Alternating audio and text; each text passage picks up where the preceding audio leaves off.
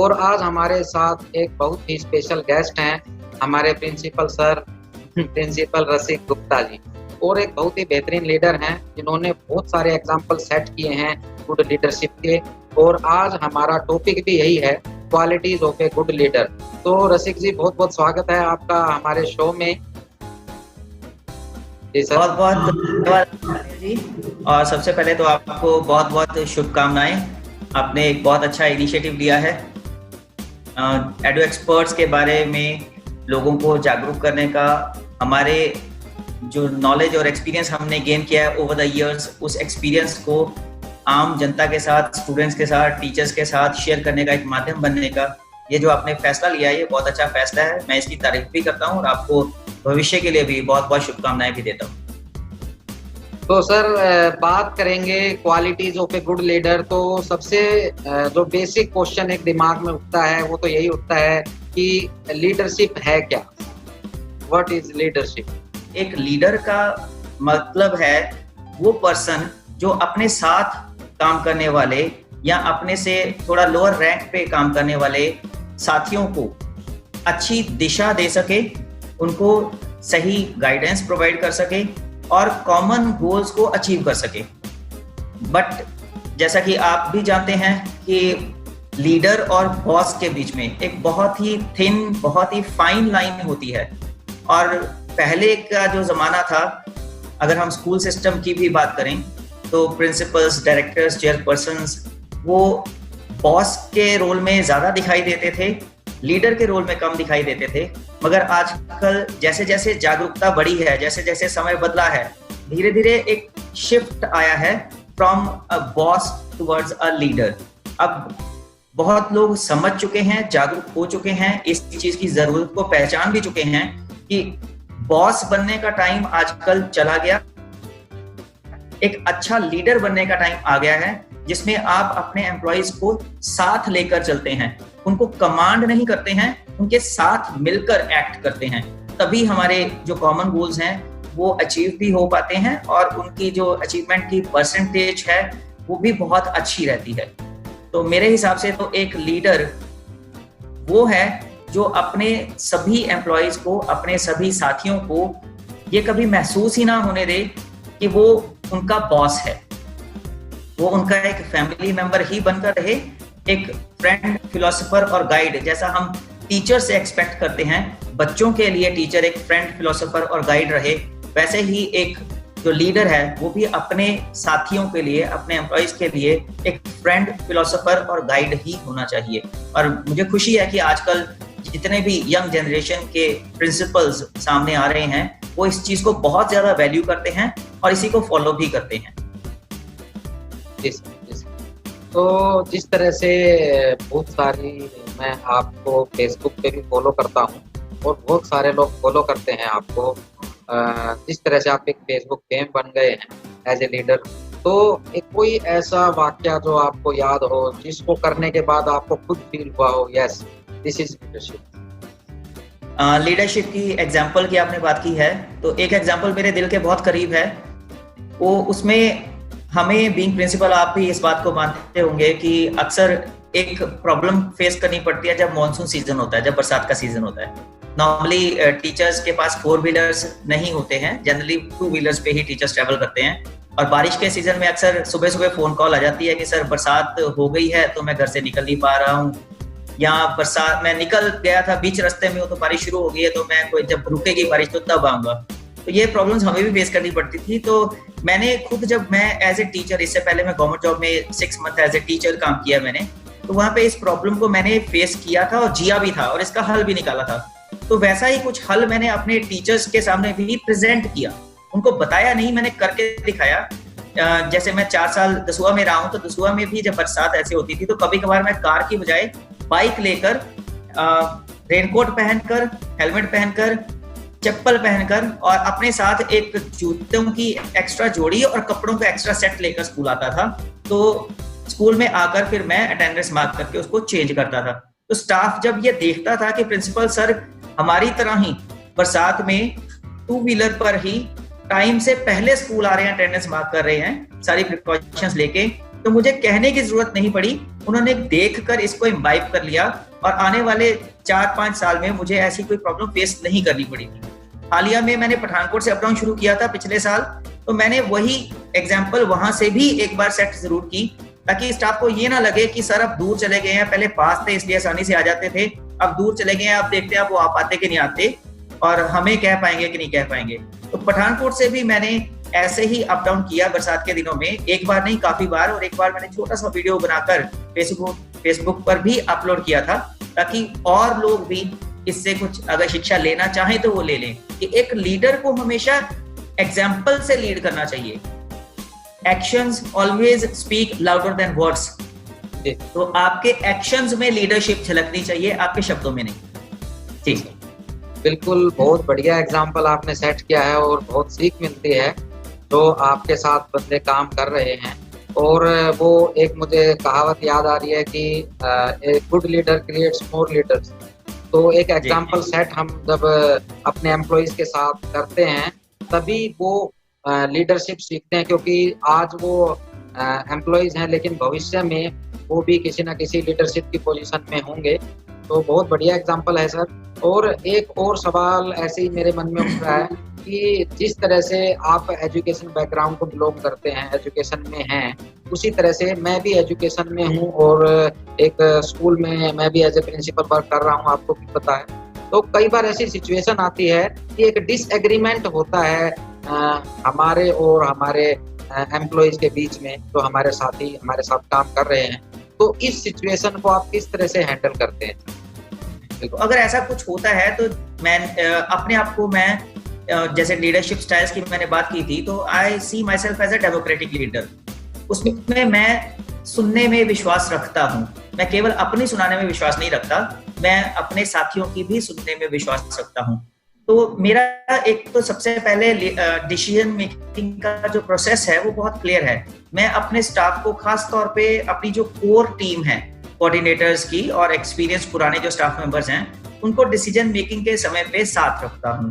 तो उनसे प्रॉपर पहले मैं डिस्कस करता हूँ कि हाँ ये एक सिचुएशन हमारे पास ऐसी आई है, इस सिचुएशन को लेकर हमें कुछ चेंज करना पड़ेगा ऑलरेडी जो सिस्टम है हमारा, और उसके हिसाब से ये डिमांड है और इस डिमांड के हिसाब से हमारा ये एक्शन बनता है। अब आप लोग बताइए, आपकी तरफ से जो मैंने बोला है उससे बेहतर अगर कोई सुझाव है तो आप सामने रखिए। तो हम इस तरह से ब्रेनस्टॉर्मिंग करते हैं and I am always ready to accept whatever is more logical and better than my advice. ये चीज मेरे स्टाफ को भी भली भांति पता है कि हमारी सुनवाई होती है।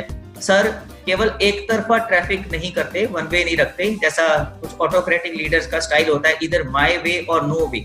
मेरे यहाँ पे डिफरेंट है, मैं कहता हूँ इधर माय वे और your way, which ever is the better way, keeping the institution, school, students, parents, management, everybody in mind.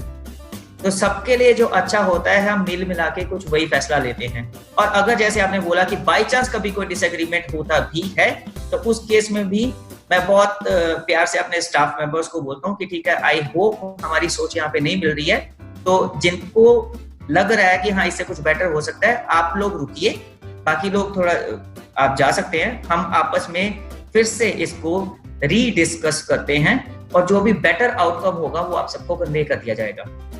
तो जो एक सुनना, वो बहुत इंपॉर्टेंट क्वालिटी है एक लीडर की। अगर वो सुनना नहीं चाहता, अगर वो पेशेंस नहीं है लीडर के अंदर, दूसरे की बात को सुन के और उसकी लॉजिक को समझने की अगर लीडर के अंदर पेशेंस, कैपेबिलिटी और सामर्थ्य नहीं है, तो वो लीडर अपने आप को सही लीडर नहीं कहला सकता मेरे हिसाब से। बिल्कुल sir, as leader is made by experiences, क्योंकि एक दिन में लीडरशिप नहीं आती है ना जी, बहुत सारे एक्सपीरियंस होते हैं उसके पीछे। तो आपकी लाइफ में ऐसा कौन सा पहला एक्सपीरियंस था जब आपने फील किया yes this is leadership and I should learn this?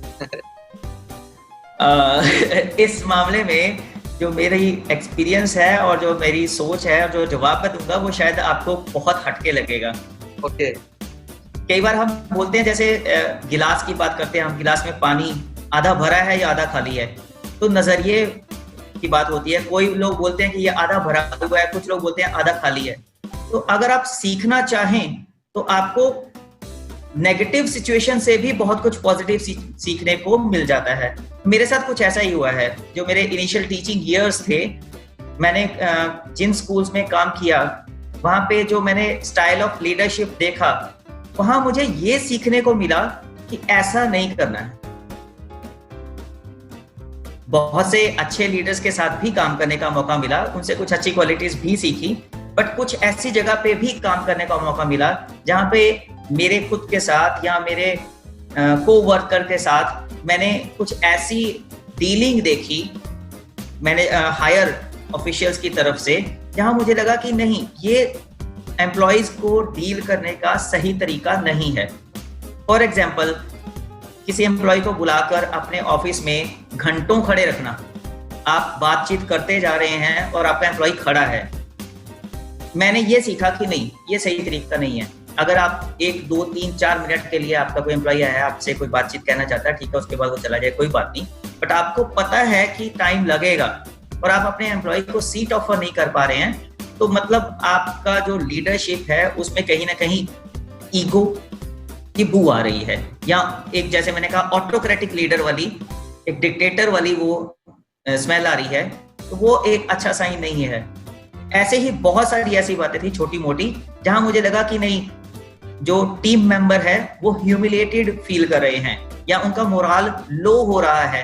तो वो सारी बातें, नेगेटिव बातें मैं नोट करता गया अपने टीचिंग करियर के दौरान, और मन में एक निश्चय कर लिया कि जब भी मैं कभी सामने वाली कुर्सी पे बैठूंगा, तो ये जो जो बुराइयां मुझे दिख रही हैं अपने लीडर्स के अंदर, वो बुराइयां मैं अपने अंदर कभी भी नहीं आने दूंगा। तो उन सब चीजों को मैंने अपने से दूर ही रखा हुआ है। उसका नतीजा ये है कि मेरा स्टाफ मेरे परिवार की तरह से है, चाहे वो टीचिंग स्टाफ है या ग्रेड 4 स्टाफ है। उन सबको पता है कि दर्शन एकेडमी सर के लिए परिवार है, हम सभी परिवार के सदस्य हैं। उनको ड्यू रिस्पेक्ट एंड रिगार्ड मिलता है, और वो एज ए फैमिली मेंबर ही खुल के अपने विचार मेरे सामने व्यक्त करते हैं। किसी को कोई प्रॉब्लम होती है, इश्यूज होता है, मेरे दरवाजे हर वक्त खुले होते हैं, फोन हर वक्त अवेलेबल होता है। कभी कोई ऐसा दिन नहीं आया आज तक जब मेरा स्टाफ मुसीबत में हो और उन्होंने मुझे अप्रोच करना चाहा हो और वो न कर पाए हो। तो इन्हीं सब चीजों ने मुझे एक ऐसा मुकाम हासिल करवाया है आज, जहां पे प्यार ही प्यार है, मेरे दिल में मेरे स्टाफ के लिए और मेरे स्टाफ के दिल में मेरे लिए। अगर आपके सामने ऐसी सिचुएशन आती है जहाँ पेरेंट्स बहुत ज्यादा वॉयलेंट है, तो किस तरह से आप भूमिका अदा करते हैं एक अच्छे लीडर की तरह, और इस सिचुएशन को किस तरह से आप हैंडल करते हैं? जैसे आपको मैंने पहले भी बोला कि कुछ चीजें मैंने सीखी थी जो मुझे कभी नहीं करनी है, उनमें से ये एक चीज है। मेरी एज ए लीडर प्रिंसिपलशिप का ये असूल रहा है कि कभी भी मैंने ऐसे किसी केस में जब पेरेंट्स को कोई कंप्लेंट है, तो और वो मेरे पास मेरे स्टाफ की कंप्लेंट लेकर आए हैं, मैंने डायरेक्टली कभी भी अपने स्टाफ को उनके सामने नहीं किया है। अगर बहुत ही ज्यादा अनअवॉइडेबल ना हो तो मेरा स्ट्रेटजी ये रहती है कि मैं पेरेंट्स की बात को भी अच्छे से सुनूं। जैसे मैंने पहले बोला, एक good leader must be a good listener. कई बार प्रॉब्लम्स जेन्युइन भी होती हैं, बट उनका मैग्नीट्यूड इतना बड़ा नहीं होता है जो गुस्से की वजह से बन जाता है। तो सबसे पहले एज ए लीडर आपका सबसे इंपॉर्टेंट काम है, आप उन पेरेंट्स का गुस्सा थोड़ा सा शांत करें। और जैसे मैंने पहले कहा, उसमें 1 गिलास ठंडा पानी और आपकी लिसनिंग, जो आप उनको सुनते हैं, वो प्रेशर को रिलीज करने में बहुत हेल्प करता है। फिर आप उस प्रॉब्लम को नोट कीजिए, अपने पेरेंट्स को बताइए कि आप उनके साथ हैं। आप और मेरा स्टाफ दोनों मेरी ही फैमिली का पार्ट है। फैमिली के बीच में कोई डिस्प्यूट है, मैं हल करूंगा, आप चिंता मत कीजिए। अगर मेरा दिया हुआ सॉल्यूशन आपको अच्छा नहीं लगेगा और आपको लगेगा कि मैं इफेक्टिवली हैंडल नहीं कर पा रहा हूं, तो मैं आपके टीचर से या उस स्टाफ मेंबर से मीटिंग भी करवा दूंगा अपने सामने, ताकि और बेहतर तरीके से हम इसको हल कर पाएं। बट उससे पहले आपको मेरे ऊपर विश्वास करना होगा और मुझे एक मौका देना होगा। और I am very much fortunate, और मुझे गर्व है इस बात का कि मेरे पूरे प्रिंसिपल टेन्योर में एक भी ऐसा दिन नहीं आया जब एक मौके में वो उस प्रॉब्लम का सॉल्यूशन पेरेंट्स को नहीं मिला और मेरे स्टाफ और पेरेंट्स के बीच में रिश्ता मधुर नहीं हुआ।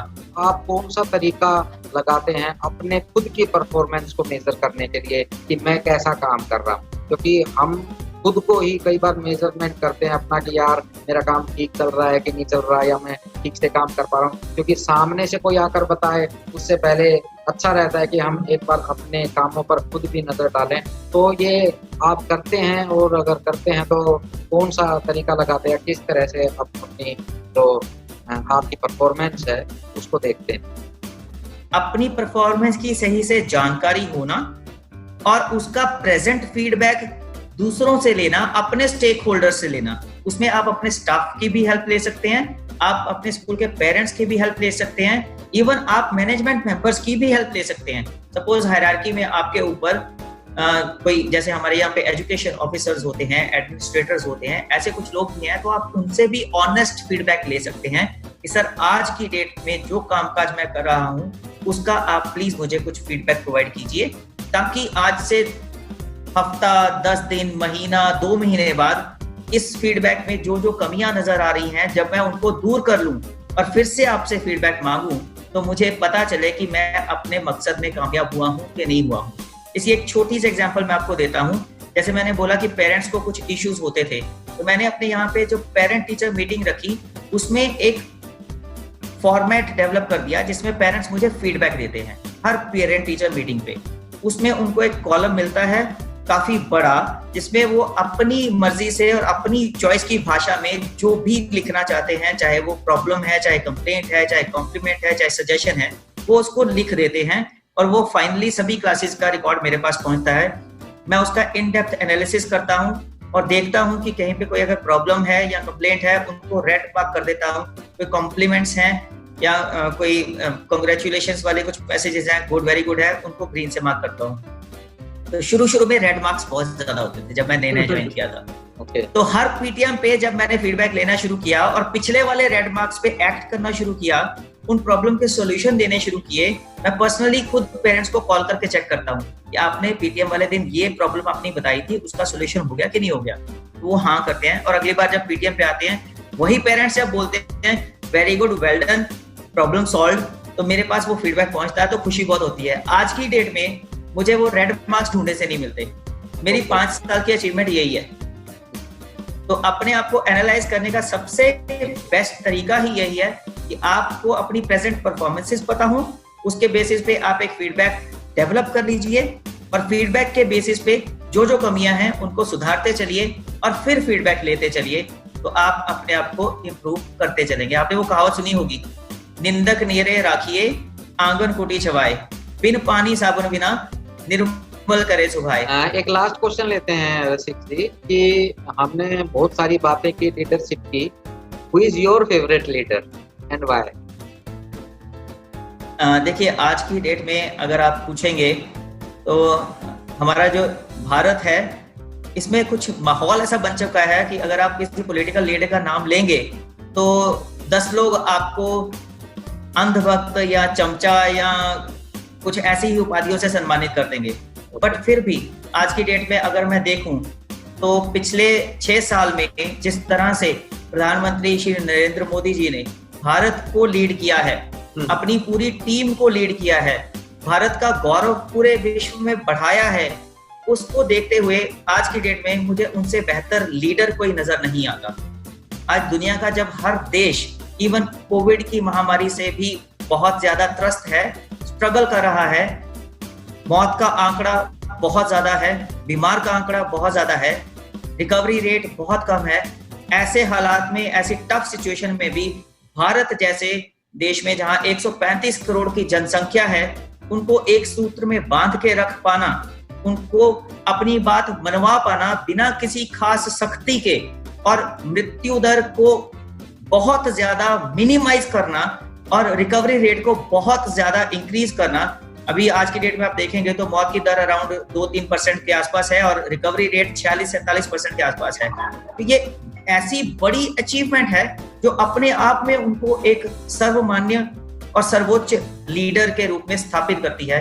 तो मुझे लगता है कि इससे हमें डिनाई नहीं करना चाहिए, और मैं मानता हूं कि वो मेरे लिए इस समय एक आदर्श लीडर हैं जो अपनी टीम का पूरा सहयोग, अपनी जनता का भी पूरा सहयोग ले पा रहे हैं। और इसके अलावा एक छोटी सी रिक्वेस्ट ये भी है कि अगर किसी भी व्यूअर्स को इस वीडियो से रिलेटेड, लीडरशिप से रिलेटेड कोई भी क्वेरीज हैं, कोई भी क्वेश्चंस वो पूछना चाहते हैं, तो वो कमेंट बॉक्स में उन क्वेरीज को जरूर लिखें। मैं और अनिल जी मिलकर कोशिश करेंगे कि उन क्वेरीज का हम सॉल्यूशन प्रोवाइड करवाएं। जी रसिक जी, बहुत बहुत धन्यवाद आपका, बहुत कीमती समय में से। जैसे कि मैं देख पा रहा हूँ आप अभी स्कूल में ही हैं और बहुत हार्ड वर्क कर रहे हैं, जबकि हम सब अपने घर में बैठे हैं। और मैं तो ये वर्चुअल बैकग्राउंड लगा रखा है बीच का, हालांकि बीच पे नहीं हूँ। तो सभी आप बहुत ही हार्ड वर्क कर रहे हैं और यही एक असली पहचान है अच्छे लीडर की। तो बहुत बहुत शुभकामनाएं और बहुत बहुत धन्यवाद। इतने कीमती समय में से आपने समय निकाला और हमारे दर्शकों को एक अच्छे लीडरशिप की क्या पहचान होती है और एक अच्छा लीडर किस तरह से बन सकते हैं वो भी हमारे दर्शकों को बताया। और जरूर ये वीडियो जो भी देख रहा होगा, आज उसको एक मोटिवेशन मिलेगी, एक नई शक्ति मिलेगी, एक नई ऊर्जा मिलेगी और कुछ लीडरशिप की क्वालिटीज हो सकता है आज एक दो नए लीडर्स का जन्म हो ये वीडियो देखने के बाद। तो इन्हीं सभी शुभकामनाओं के साथ बहुत बहुत धन्यवाद। आपका बहुत बहुत धन्यवाद। Thank you.